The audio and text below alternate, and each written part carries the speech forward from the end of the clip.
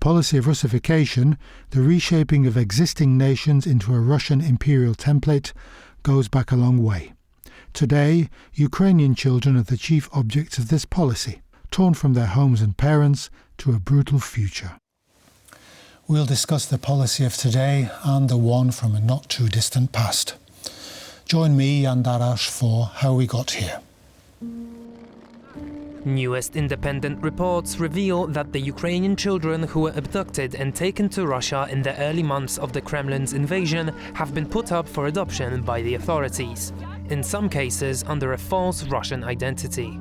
The findings add to the mounting body of evidence at the International Criminal Court, which has issued arrest warrants for Russia's President Vladimir Putin and Russian Commissioner for Children's Rights Maria Lvova-Belova, claiming that they bear responsibility for the war crime of kidnapping and deporting children. Ukrainian authorities report that at least 19,500 children have been confirmed as abducted by Russia since the start of its full-scale invasion of Ukraine. Less than 400 of them have returned home. Those who were able to return recall being coerced to watch and recite Kremlin propaganda and being forced to take Russian identities. Many described verbal and physical abuse by Russian children and some caregivers. Similarly, Russian authorities attempt to instill new Russian national identities in Ukrainian citizens who live in Ukrainian territories currently under Russian occupation. In some cases, Russia forces Ukrainians in occupied territories to accept Russian passports and fight in its army. All such activities of Russification are aimed at destroying a sense of Ukrainian identity and spirit among the Ukrainian nation, in order for Russia to more effectively control all occupied territories. Such practices have a long standing in history. In the 19th century, the Russian Empire strove to replace the Ukrainian, Polish, Lithuanian and Belarusian languages and dialects with Russian in areas which were annexed by the Russian Empire after the Partitions of Poland and the Congress of Vienna. During the Cold War, states within the Soviet sphere of influence were all forced to integrate elements of Russian culture and language into theirs. Nonetheless, historically, Russia is not the only country guilty of such activities. The Germanization carried out by Nazi Germany in occupied Poland during World War II was aimed at eliminating Polish culture. To achieve this, mass murders of Polish intellectuals and kidnappings of Polish children were widely implemented by the Nazi apparatus.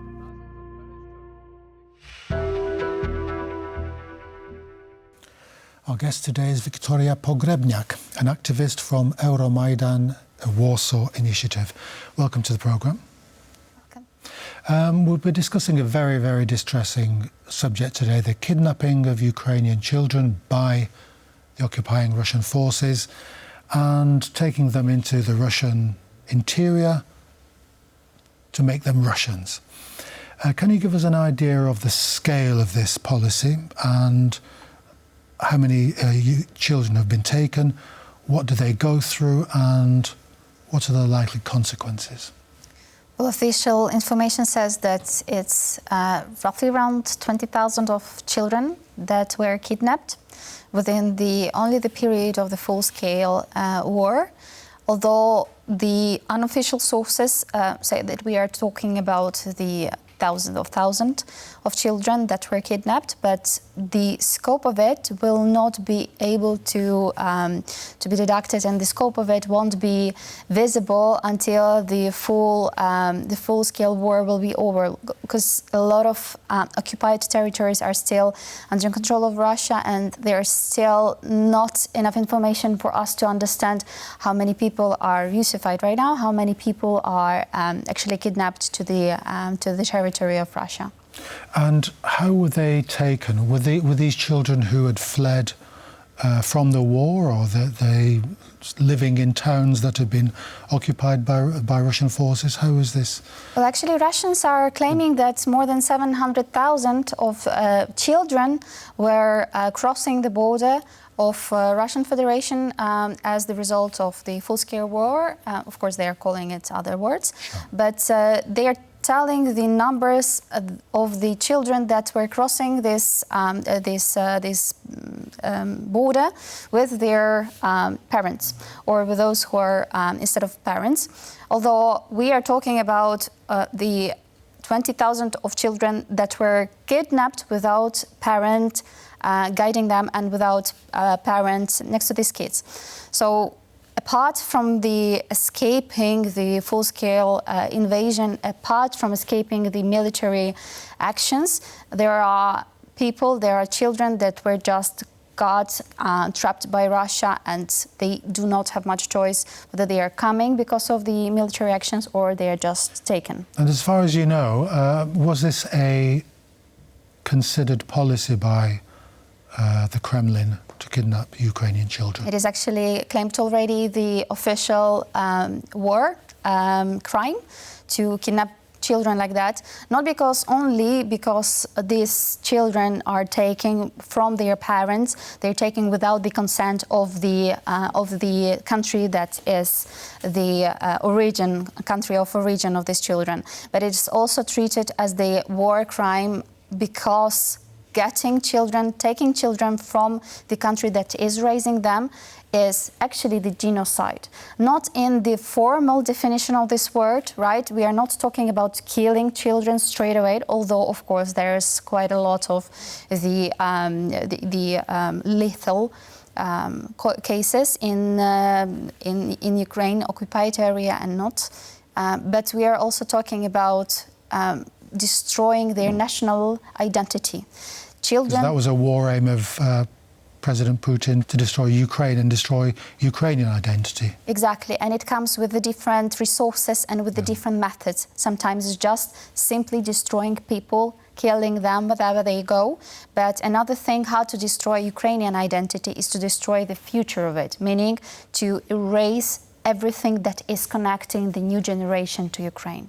So from these thousands of children that have been kidnapped, a small percentage has returned. Could you describe how that has happened? How, given the fact that Russia wants to hold on to these children, make them Russians, indoctrinate them, how come they've got? How come Ukraine has got some of its children at least back?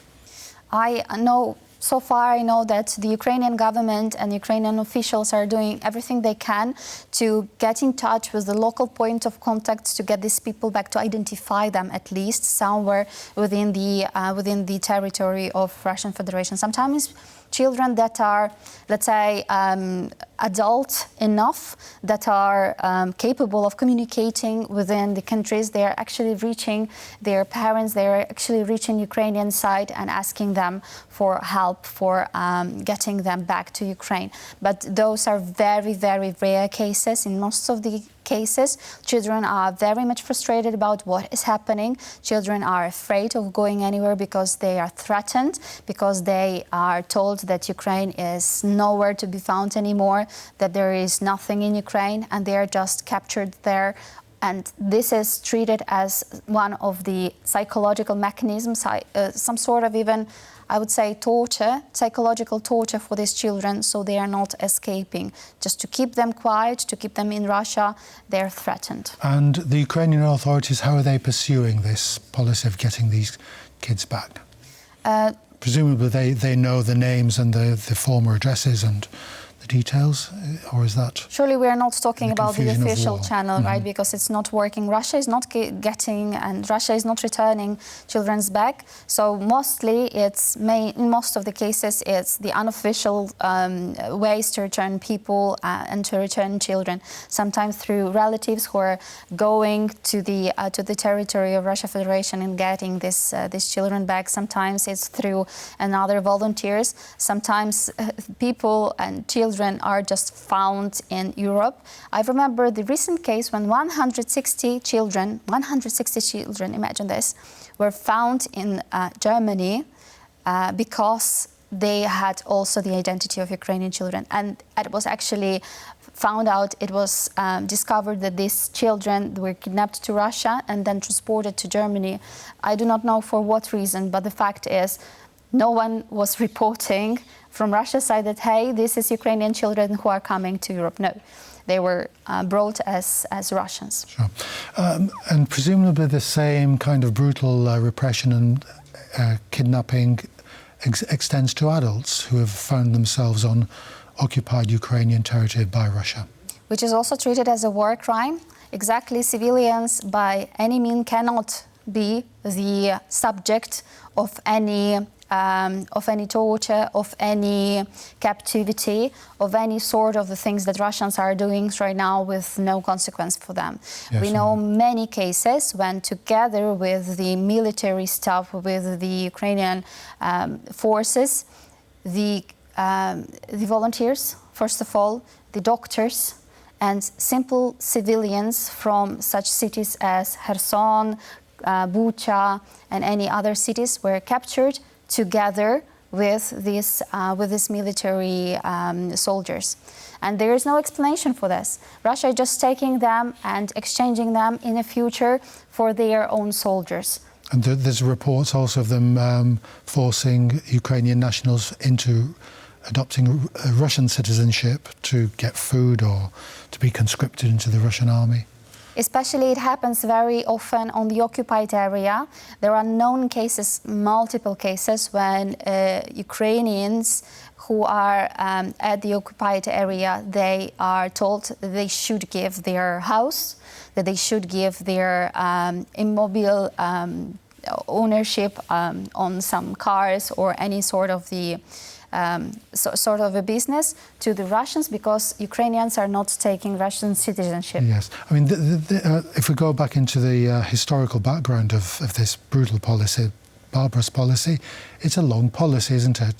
The Russification of Ukrainians and Ukrainian territory stretches back to the 19th century. If the Russian authorities claim by right of conquest that something is Russian, everything has to be Russian. Exactly. And we even have the examples when Ukrainian language, Ukrainian culture was forbidden. It was happening multiple times within 20th century, 19th century, and still is happening on the occupied area.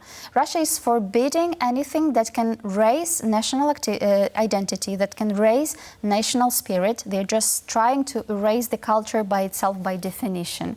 They're saying that Russian culture is the only culture that exists. Ukrainian culture shall not and will not be existing. And this is the biggest crime that they are committing ever, because that will also cause the genocide. So this is the way they taught history, the way they taught the way they advanced their culture, or to belittle the Ukrainian history, experience, historical culture as well.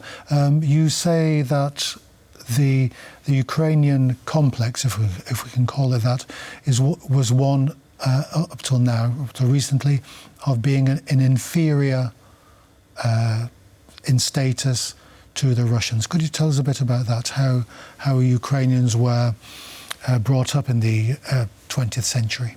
Absolutely. The young generation right now is not experiencing it anymore, and I believe this is the main reason why Russia is so much afraid of Ukrainians right now, why they're trying to erase anything that is related to Ukrainians, because this new generation does not have the complex of Ukrainian complex, or you may also call it like the lower value complex. This is the complex that Russia was trying to put inside the minds of Ukrainians for centuries, and especially during the Soviet Union regime.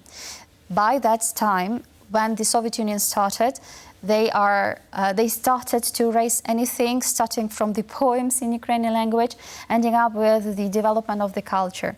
There is a huge mass of repression. The whole generations were basically destroyed, killed, because they were trying to raise this culture. They were trying to make this culture growing. This way, Russia is trying to say you're not valued enough, you're not worth enough to have your own culture or language.